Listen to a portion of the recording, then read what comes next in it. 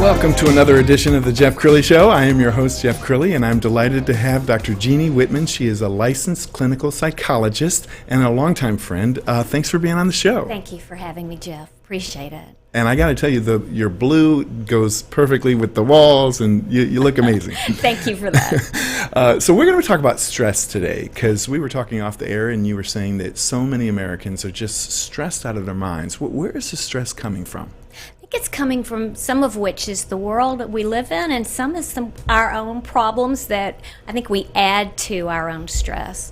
So it's more about how we choose to cope with the problems that we have, because we live in a stressful age.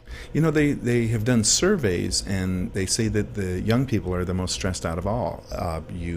You know, the millennials and the Gen Zs are more stressed out than their parents and their grandparents. And I think about that, and I'm like, wow, like my grandparents grew up in the Great Depression. Talk about stress. There's a lot of stress there. I mean, do you think we interpret stress differently? I gotta believe that my grandparents were under enormous stress to put food on the table. It's a different kind of stress. I mean, people say stress-free life. There's no stress-free life because life pushes us. But I think it's people talk about it more. People worry about things more than we didn't used to worry about. It was initial worry about, do I have a job? Do I have food to eat? Do I have clean clothes to wear?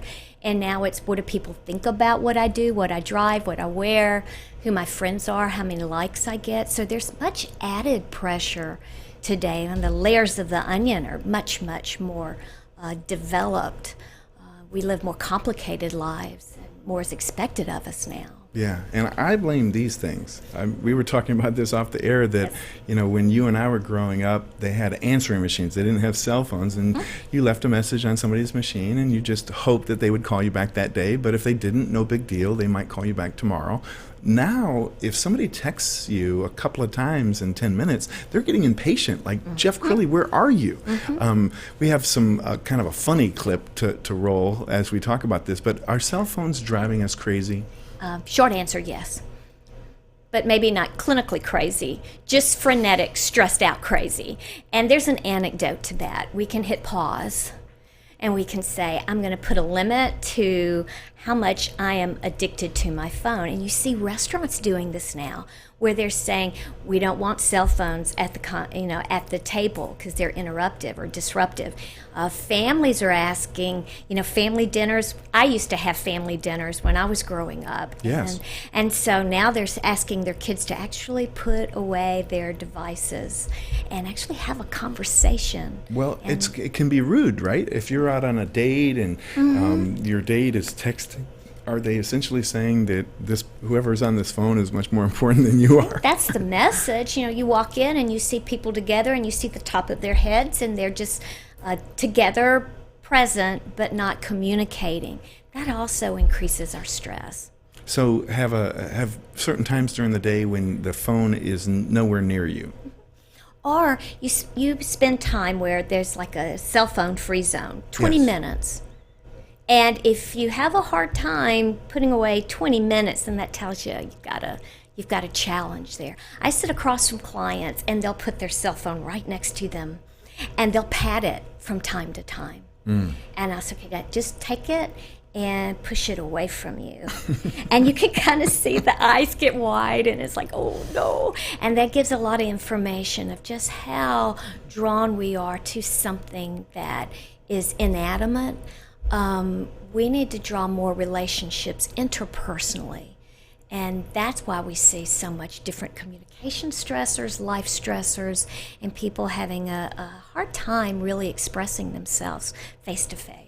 It seems like stress is the root of all evil, if you will, because once you're stressed out, sometimes you seek comfort in food, sometimes you seek comfort in booze, and all of those things lead to other issues, high blood pressure and sometimes alcoholism. That's true. If you tease it back, it's something within, and psychologists like to call it an internal locus of control. That's a big party words for meaning, where do you get your satisfaction from? Is it within yourself, or do you look for something external of you to give you what you could give yourself? So learning how to make your life count for you, as opposed to, well, if this person likes me, then I have value. Yes. Well, what if they change their mind? Where do you lay? So it's what can you do to give yourself a sense that you're okay? Let's talk about work stress, and we've got a little video of kind of outrageously stressed out people. Most people aren't taking the computer and smashing it, hopefully, at work, but work stress is a big deal, isn't it? That's a little extreme. This gentleman probably had some cues that he was having a bad day way before that happened. But workplace aggression, workplace stresses, it's funny, but also not so funny. We're having a lot of people who are getting fed up, and then they're taking their anger out in inappropriate ways. Yes. So learning to catch things before they get that extreme. What are you doing to help lower your stress? How are you sleeping? When I talk to people, I want to know how they sleep, because that's a great indicator of how well you're doing. What your appetite is like. How much physical activity are you getting? How self-absorbed are you? And so how ruminative, meaning thinking about, and not actually getting in your life. Those are warning signs. Do we need to take some cues from the Hawaiians? I mean, the whole state motto is hang loose, and, Yes. and if you say, I'll see you at 1, that might not mean 1, that might mean 2. That could be a de-stressor for the person who holds that worldview, but highly stressful for people who, need to be on time. Right. And things need to happen in a timely basis. I think the attitude of, let's give emphasis where it matters, and some of the things that don't rise to that level. Not everything needs to be Helvetica Bold 72, Not everything needs to be that big of a deal, but learning what that difference is. What stresses you out? And I mean, as a psychologist, all the secrets, how to kind of like debug yourself. Do you find yourself getting stressed out? Yes, I had a sprain on my foot. In fact, this is the first week that I've been without my boot.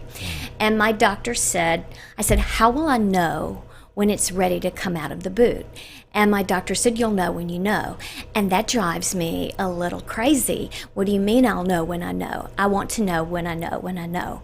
And so I want some data. But see, I was trained as a scientist, so I like data. Mm-hmm. And so when it's, a lot of that ambiguity, I struggle. So I have to do some self-talk about, trusting myself and allowing things to just kind of, seek its own level. So that kind of stuff can stress me out. What about, somebody told me that even 30 seconds of breathing exercises can lower your stress level. See, when we inhale, we engage our lungs and the capacity to be able to lower our blood pressure. When we exhale, we engage that parasympathetic nervous system. That allows us to focus and breathe and center ourselves. That's very powerful. Learning how to slow it down. I tell my clients to speed bump. So everybody is like a Ferrari, and I say, but what does a Ferrari in a school zone do? It can't go as fast as a Ferrari. It's designed to be. We have to have situational awareness. Yes. Well, is this the occasion that warrants us to be revved up, or is this something that we just slow our pace? And when you're stressed out, your body actually releases these chemicals that are really bad for you, right? In extreme.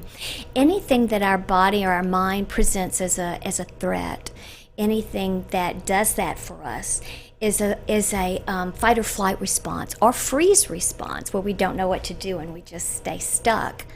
That releases the cortisol, which we know about cortisol, especially from all those belly fat commercials we see on TV. Sure. We know about the glucocorticoids and the epinephrine and then the norepinephrine, which tries to get us back down. All of this like a chemical bath. Yes. And we're just washed in that.